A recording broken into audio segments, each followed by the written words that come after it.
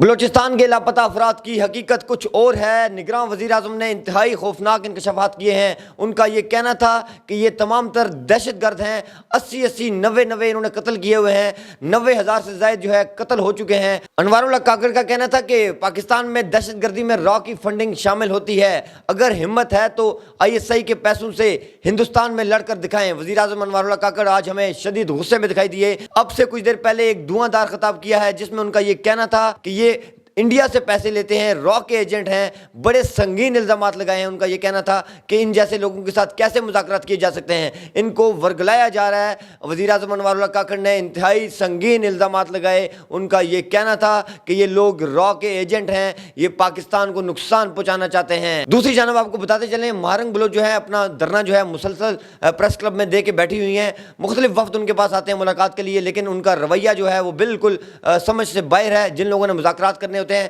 ان کا رویہ تھوڑا سا ڈاؤن ٹو ارتھ ہوتا ہے، لیکن مہارنگ بلوچ ان کا ایٹیٹیوڈ لیول میری سمجھ سے بھی باہر ہے۔ کل فرح عظیم شاہ صاحبہ ان سے ملاقات کے لیے گئی، لیکن پہلے ان کو اندر نہیں جانے دیا گیا، پھر ان کے ساتھ بدتمیزی کی گئی۔ فرح عظیم شاہ بار بار کہتی رہی کہ میں ایک بلوچ ہوں، مجھے تکلیف ہے کہ میری بلوچی یہاں پر بیٹھی ہوئی ہیں، خواتین بیٹھی ہوئی ہیں، مائیں بیٹھی ہوئی ہیں، میری بیٹیاں بیٹھی ہوئی ہیں، تو مجھے اس چیز کا افسوس ہے۔ وہ وہاں پر ان سے بات کرنے آئی بلوچستان حکومت کی جانب سے، لیکن ان سے بات کرنے کی بالکل انہوں نے کوشش ہی نہیں کی۔ مہارنگ بلوچ نے بڑا عجیب و غریب رویہ رکھا، ان کے ساتھ بدتمیزی کی، روڈ بیہیویئر رکھا، بار بار کہتی رہی میرے پاس 5 منٹ ہے، میرے پاس ٹائم ہی نہیں ہے۔ تو مہارنگ بلوچ کا یہ رویہ ایک ایسی خاتون کے ساتھ جو بلوچستان سے ہیں اور ساتھ ہی ساتھ سابق ترجمان بھی رہ چکی ہیں بلوچستان حکومت کی، تو انہوں نے بڑی کوشش کی کہ وہ مہارنگ بلوچ کے ساتھ ڈائلاگ کریں، ان کو سمجھائیں کہ یہ انٹرنل ایشو ہے پاکستان کا، لیکن مہارنگ بلوچ وہ مذاکرات کی طرف جانے کے لیے تیار ہی نہیں ہے۔ ان کا ایجنڈا کچھ اور ہے۔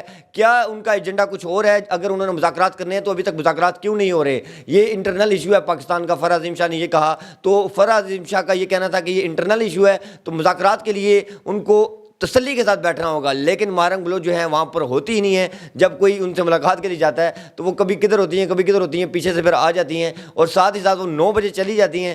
رات 9 بجے جب تمام تر بلوچی وہاں پر بیٹھے ہوتے ہیں تو مہارنگ بلوچ وہ وہاں سے روانہ ہو جاتی ہیں، اور صبح وہ 11 بجے آ جاتی ہیں اپنا بیگ اٹھا کے۔ تو رات کو وہ کہاں جاتی ہیں؟ ان کو وہاں پر بیٹھنا چاہیے اگر ان کو اتنا احساس ہے ان بلوچیوں کا، لیکن وہ وہاں پر بیٹھتی نہیں ہیں۔ فرح عظیم شاہ کو انہوں نے وہاں پہ دھکے دے کے وہاں سے نکال دیا، اور عبدالغفور حیدری جو سینٹ میں بڑے ممبر ہیں اور بڑے پرانے سیاستدان ہیں، وہ بھی گزشتہ کچھ دن پہلے وہاں پر آئے، تو میں وہاں پر خود موجود تھا۔ ان کے ساتھ جو رویہ اختیار کیا گیا، وہ پہلے بیٹھے، ان کو دکھ درد کہانی سنائی، اپنی کہانیاں ان کو سنائی گئی، لیکن جب وہ کہانی سن رہے تھے اور اس کے بعد ان کو خطاب کرنے کا موقع دینا تھا، اور وہ خطاب کرنے کے لیے جب اٹھنے لگے تو وہاں سے شور شرابہ شروع ہو گیا کہ ہم ان کو خطاب نہیں کرنے دیں گے، یہاں سے آپ چلے جائیں۔ ان کے ساتھ بھی بدتمیزی کی گئی۔ اسی طرح بہت سارے ایسے سیاستدان ہیں جو وہاں پر آئے ان سے مذاکرات کرنے کے لیے، بات چیت کرنے کے لیے، ان کا دکھ درد سمجھنے کے لیے، لیکن انہوں نے وہاں سے ان کو نکال دیا۔ اس طریقے سے ڈائلاگ نہیں چل سکتے۔